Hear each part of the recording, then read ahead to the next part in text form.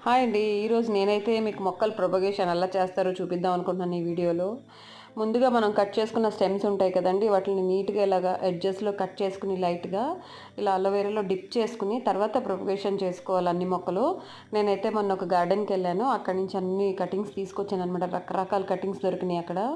నాకైతే చాలా ఇష్టం అండి ఇలా కటింగ్స్ తీసుకొచ్చి కొత్త కొత్త మొక్కలు పెడుతూ ఉంటాను.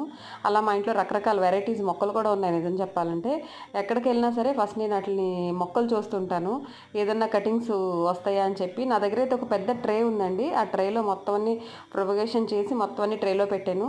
ఆ ట్రేలో కొంచెం వాటర్ మనకి ఏ మొక్కలో కావాలంటే ఆ మొక్కలో వాటర్ సపరేట్‌గా మనం స్టాక్ చేసుకోవచ్చనమాట. ఈ ట్రే స్పెషాలిటీ ఏంటంటే మనం ప్రొపగేషన్ చేసినప్పుడు కొన్ని మొక్కలకైతే నీళ్ళు ఎక్కువ కావాల్సి ఉంటది.